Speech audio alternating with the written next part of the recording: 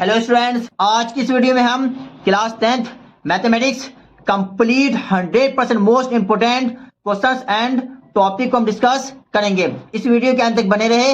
अब हम इस वीडियो को स्टार्ट करते हैं।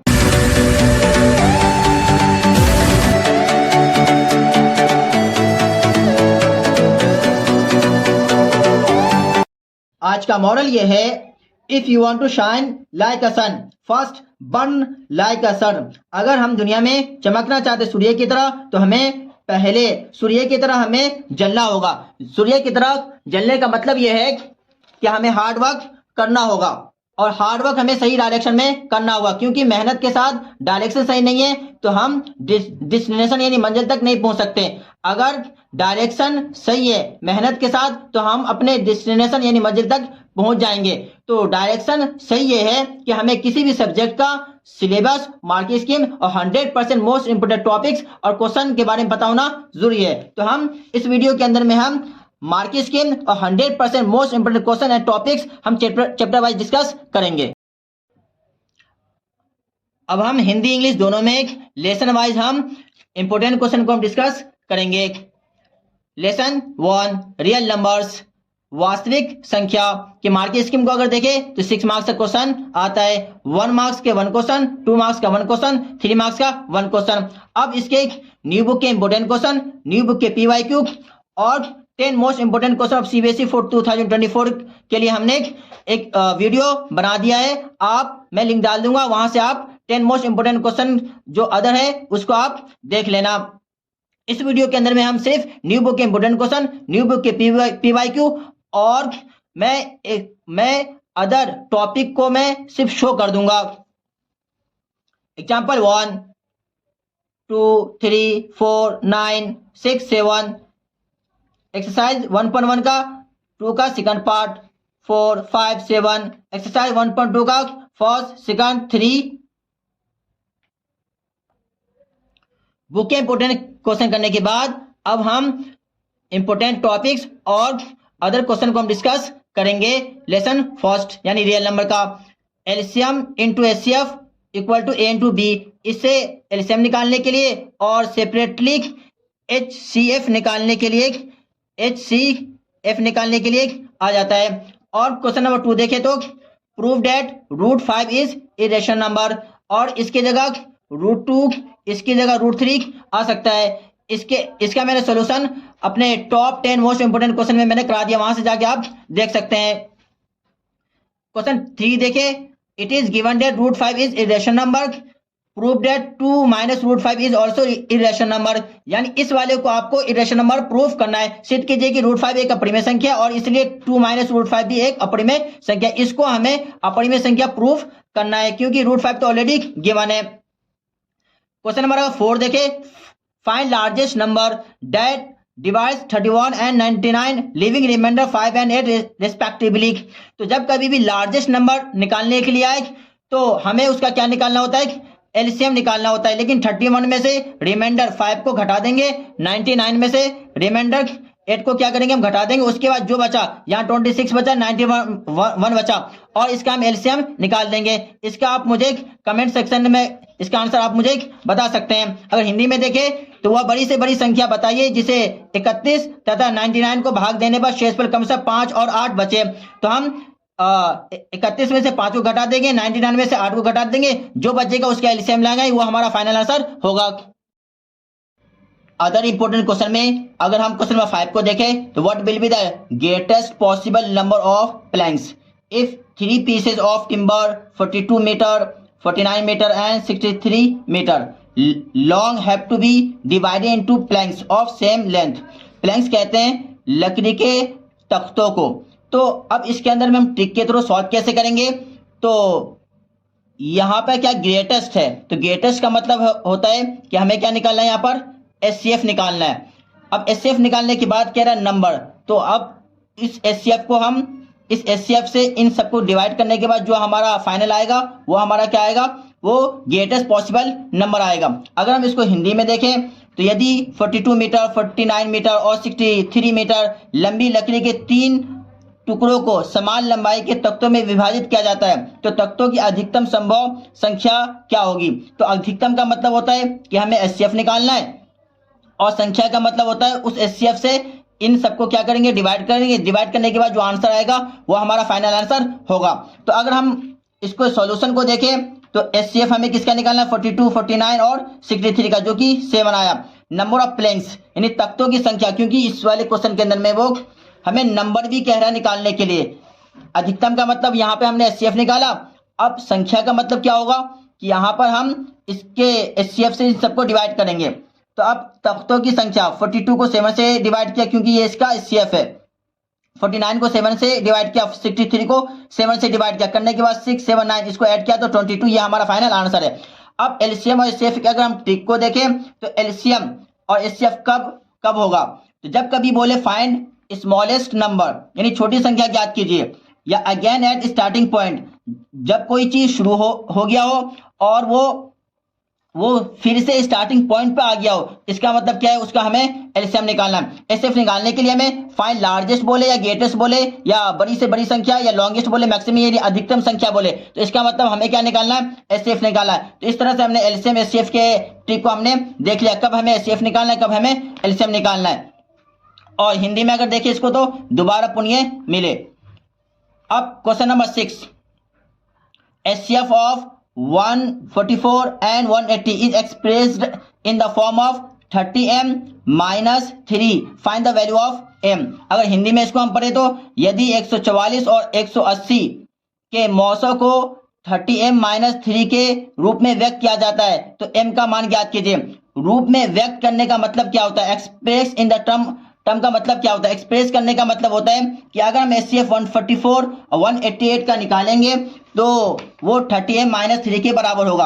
अगर हम इसके सॉल्यूशन को देखें तो 30m माइनस 3 एक्सप्रेस करने का मतलब होता है कि इसका अगर एचसीएफ निकाले 144 180 का, जो कि एचसीएफ इसका क्या है 36 इसका एचसीएफ आ गया। अब हम आसानी से यहां से m की वैल्यू निकाल सकते हैं। 36 माइनस 3 को ट्रांसपोज करेंगे तो इस साइड आ जाएगा 30m इक्वल टू 39। अब इसको हम m की वैल्यू निकालने के लिए 39 को हम क्या करेंगे, नीचे ट्रांसपोज कर देंगे तो m की वैल्यू क्या आ गई, यहाँ पर 3 आ गए। तो इस तरह से एक्सप्रेस करने का मतलब यानी व्यक्त करने का मतलब होता है कि जो इसका एचसीएफ होगा वो इसके इक्वल में आ जाएगा। अगर अदर क्वेश्चन के अंदर में 7 को देखें तो -1 की पावर n माइनस 1 की पावर 2n माइनस 1 की पावर 2n प्लस 1 माइनस 1 की पावर 4n प्लस 2 का मान ज्ञात कीजिए यदि n धनात्मक पूर्णांक है। तो n की वैल्यू क्या है, धनात्मक पूर्णांक। अगर इंग्लिश में देखिए फाइंड द वैल्यू ऑफ -1 की पावर n प्लस -1 की पावर 2n माइनस 1 की पावर 2n प्लस 1 माइनस 1 की power 4n plus 2 if n is any positive odd number, positive odd number है। तो अगर हम इसके सॉल्यूशन को देखें तो जब कभी भी ऑड नंबर यानी n की वैल्यू हम क्या रखेंगे, n की वैल्यू हम ऑड नंबर का अगर हिंदी देखें तो क्या है वो धनात्मक विषम संख्या, धनात्मक विषम पूर्णांक। और विषम पूर्णांक क्या होता है हमारा 1 3 5 7 9 ये होता है हमारा। तो अगर n की जगह हमने मान लो 1 रख दिया या -1 की जगह मैंने 3 रख दिया तो हमेशा ये आंसर क्या देने वाला है, माइनस में ही देने वाला है। इसका मतलब यह है कि हमने आइडिया निकाल लिया कि जब कभी भी ऊपर में ऑड नंबर हो, जब कभी भी ऊपर में -1 की पावर ऑड नंबर हो यानी विषम संख्या हो, क्या हो ये विषम संख्या हो, इसका मतलब ये होता है कि हमेशा आंसर किस में मिलने वाला है, हमें माइनस में मिलने वाला है। अगर -1 की पावर इवन नंबर हो यानी सम संख्या हो तो हमेशा आंसर क्या मिलने वाला है, प्लस में मिलने वाला है। कैसे, अगर -1 की पावर अगर 2 कर लिया तो -1 इंटू में -1 दो बार लिख सकते हैं, माइनस माइनस प्लस का 1। तो इसका क्या मतलब, हमने आइडिया निकाल लिया कि जब कभी भी -1 की पावर विषम संख्या हो तो हमें आंसर माइनस में मिलने वाला है। अगर -1 की पावर इवन नंबर हो तो हमें आंसर किस में मिलने वाला है, प्लस के अंदर में मिलने वाला है। तो यहाँ पर क्या है, n क्या है, विषम संख्या यानी ऑड नंबर। तो यहाँ पे हमें आंसर क्या मिलने वाला है, -1 की पावर, यहाँ पर क्या मिल गया कि विषम संख्या यानी ऑड नंबर है। ऑड नंबर का मतलब हमें आंसर इसको सॉल्व करेंगे तो माइनस में ही आंसर मिलने वाला है। और यहाँ पर क्या है 2n है, n की वैल्यू अगर 1 डाले 3 डाले तो 3 2 6 यानी हमेशा इवन नंबर मिलने वाला है यानी सम संख्या। तो इसका आंसर हमें क्या मिलेगा, प्लस में मिलेगा। यहाँ पर क्या n की वैल्यू अगर 1 डाले तो 2 1 और 1 को ऐड करेंगे तो कितना आ जाएगा 3, यानी हमें मिलने वाला आंसर क्या है विषम संख्या। विषम संख्या का मतलब क्या होता है ऑड नंबर, इसका मतलब क्या हो गया ये माइनस में मिलने वाला है। और ये क्या है इवन नंबर, इवन नंबर का आंसर हमें प्लस में मिलेगा। तो इसका मतलब अगर हम इसको सॉल्व करेंगे -1 + 1 -1 + 1 यानी इसका आंसर हमें फाइनल क्या मिलने वाला है 0 मिलने वाला है। अगर क्वेश्चन 8 को अदर के देखें तो चेक वेदर 6 की power n can and with the digit 0 for any natural number. 6 की पावर n का इकाई अंक 6 की पावर n का इकाई का अंक 0 नहीं हो सकता जहां n एक प्राकृतिक संख्या है।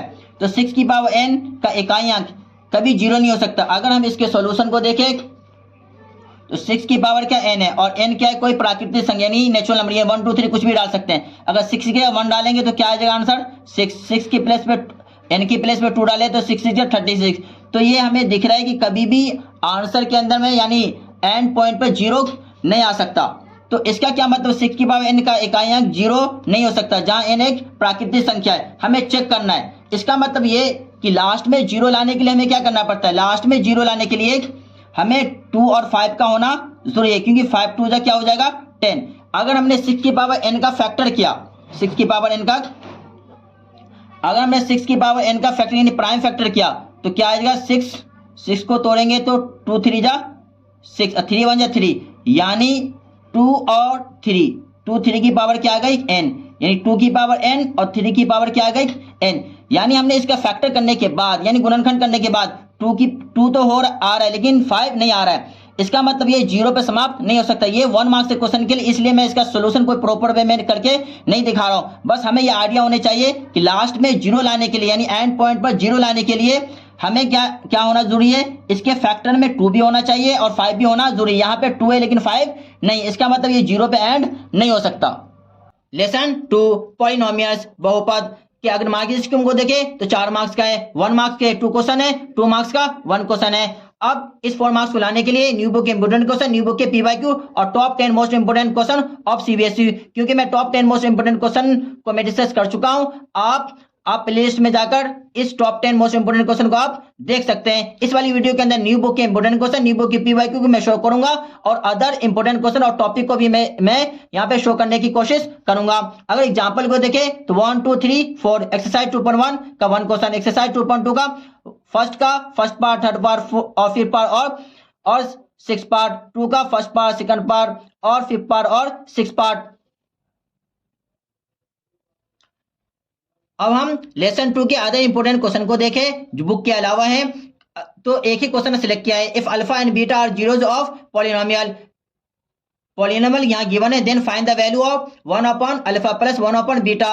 और सेकंड पार्ट इसका है alpha square plus beta square. अगर हिंदी में देखें तो अगर अल्फा और बीटा बहुपद के 2 शून्यक है तो px इस तरह से गिवन है, तो 1 upon alpha plus 1 upon beta, alpha square plus beta square की वैल्यू हमें क्या करना है, ज्ञात करना है। इस टाइप के क्वेश्चन पेपर में आते हैं, इसको हमें जरूर करके जाना है।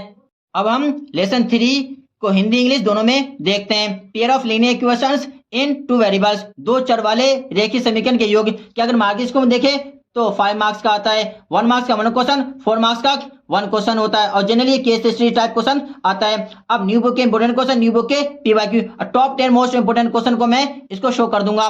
Example 1 2 3 4 5 6 7 8 9 and 10। एक्सरसाइज 3.1 का 1 का first part, second part, 5 6 7। Exercise 3.2 first का first part, second part, 4 part और 6 पार्ट।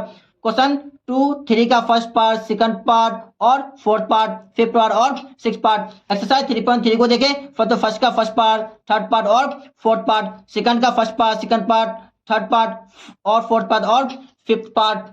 अब लेसन 3 के अगर मैं इंपोर्टेंट टॉपिक्स को देखें तो टॉपिक इंपोर्टेंट ये है कि इंटरसेक्टिंग लाइन की जो कंडीशन है वो हमें याद होना जरूरी है, क्योंकि इसकी बेस पर क्वेश्चन आ सकता है। यानी प्रतिच्छेदी रेखा की कंडीशन हमें पता होना जरूरी है और संपाती यानी कोइंसिडेंस लाइन के हमें कंडीशन पता होना जरूरी है, इसके बेस पे क्वेश्चन आता है। और यहाँ पर पैरेलल यानी समांतर रेखा की कंडीशन हमें पता होना जरूरी है, क्योंकि इसके बेस पे क्वेश्चन आता है। और words problem generally age problem, age से बेस यानी वर्ड से आधारित क्वेश्चन पेपर में आता है।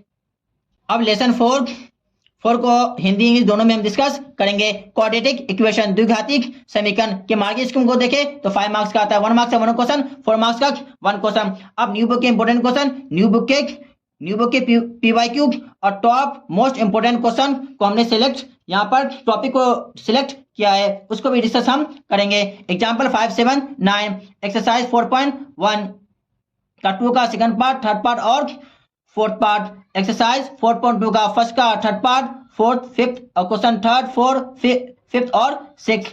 एक्सरसाइज 4.3 का 2 का first part, second part, question number third और फोर्थ। लेसन 4 के अगर हम अदर इंपोर्टेंट टॉपिक्स को देखें और क्वेश्चन को देखें तो जो कि इंपोर्टेंट आता ही आता है 1 मार्क्स के लिए, find the value of k quadratic equation has equal roots.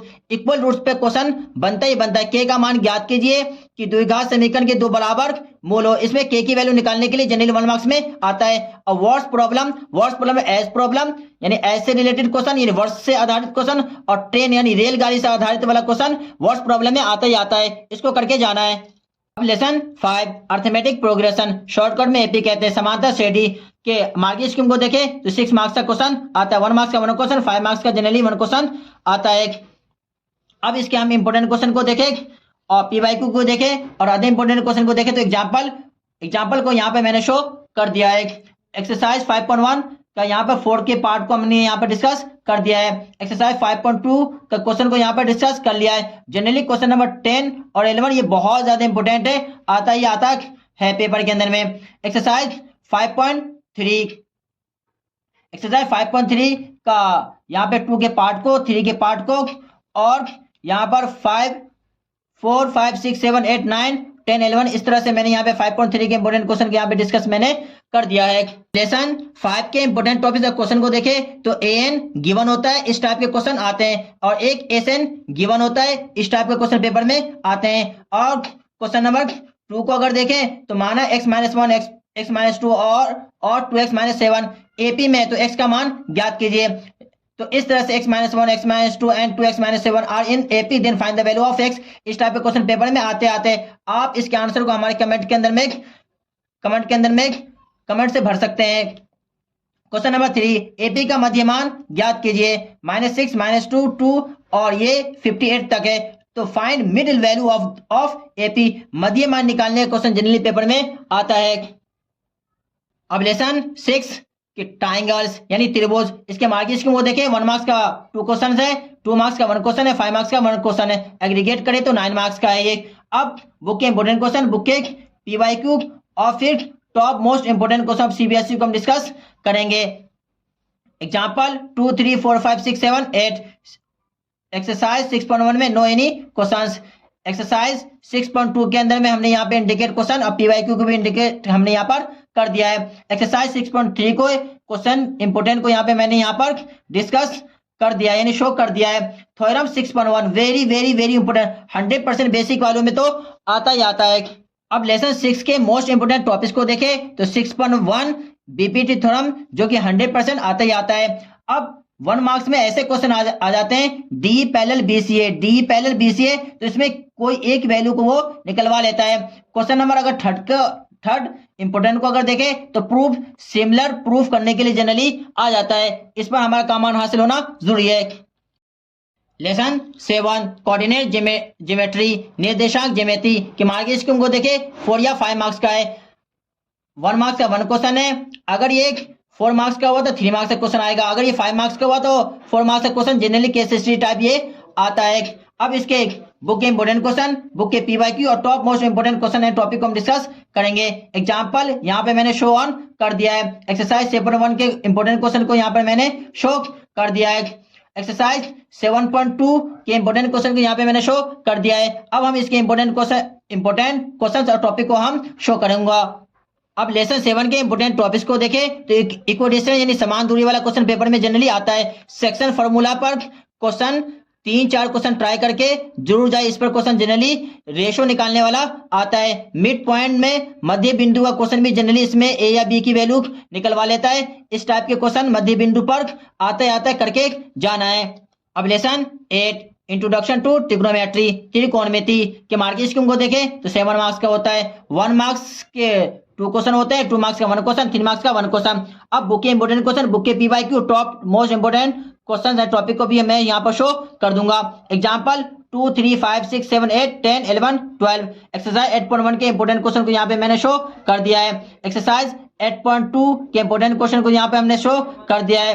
जो क्वेश्चन 3 वो 100% क्वेश्चन जनरली आता ही आता है।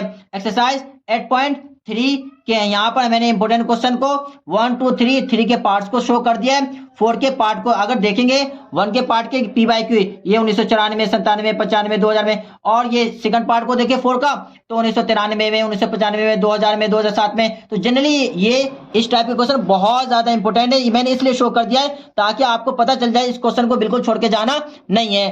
अब लेसन 8 के अदर इंपोर्टेंट क्वेश्चन को देखें तो tan थीटा इक्वल टू 1/√3 और इसकी वैल्यू निकलवा लेगा आपसे cosec square minus sec square, cosec square plus sec square, किसी की भी वैल्यू निकलवा लेगा। तो इस टाइप की वैल्यू निकालने हमें आना चाहिए। क्वेश्चन नंबर 2 को देखें तो इस टाइप के क्वेश्चन जनरली आते हैं और यहाँ पर मैंने लिख दिया है सेकंड पार्ट, थर्ड पार्ट और प्रूफ करने वाला cos theta equal to p square minus 1/p square plus 1 if p की वैल्यू यहाँ पे cosec theta plus cot theta ये गिवन है। और फिफ्थ पार्ट को देखें तो sec theta equal to x plus 1/4x prove that sec theta plus tan theta equal to 2x और 1/2x। तो ये यहाँ पे मैंने इंपोर्टेंट क्वेश्चन को, अदर इंपोर्टेंट क्वेश्चन को यहाँ पर शो कर दिया है। अब lesson 9 some application of trigonometry के मार्किंग स्कीम को देखें तो इसके मार्किंग स्कीम कितने जनरली 5 है। 1 मार्क्स का 1 क्वेश्चन है, 4 मार्क्स का जनरली केस स्टडी क्वेश्चन आता है। अब इस 5 मार्क्स को लाने के लिए बुक के इंपोर्टेंट क्वेश्चन, बुक के PYQ और top most important question example को यहाँ पे मैंने शो कर दिया, PYQ को भी यहाँ पे शो कर दिया है। एक्सरसाइज 9.1 ही है तो यहाँ पर मैंने क्वेश्चन को शो कर दिया, कौन सी ईयर में आए यहाँ पर शो मैंने कर दिया, यहाँ पर भी कौन सी ईयर में आए हुए वो मैंने यहाँ पे शो कर दिया है। इसको अच्छे से करके हमें जाना है। अब लेसन 9 के इंपोर्टेंट टॉपिक्स को देखें तो शैडो वाला क्वेश्चन जनरली, छाया वाला 1 मार्क्स का क्वेश्चन जनरली आता है। और क्वेश्चन नंबर 2 को देखें तो 2 राइट एंगल्स ट्रायंगल यानी 2 समकोण त्रिभुज से रिलेटेड वाला क्वेश्चन जनरली पेपर में आता ही आता है। लेसन 10 सर्कल्स यानी वृत्त के मार्किंग स्कीम को देखें तो 6 मार्क्स का क्वेश्चन जनरली आता है। 1 मार्क्स का 1 क्वेश्चन, 2 मार्क्स का 1 क्वेश्चन और 3 मार्क्स का 1 क्वेश्चन। अब बुक के इंपोर्टेंट क्वेश्चन, बुक के PYQ और टॉप मोस्ट इंपोर्टेंट क्वेश्चन को भी यहाँ पर मैं शो कर दूंगा। अगर इसके थ्योरम यानी प्रमेय को देखें 10.1, 10.2 ये इन दोनों में से चांसेस होते हैं एक एक आने के।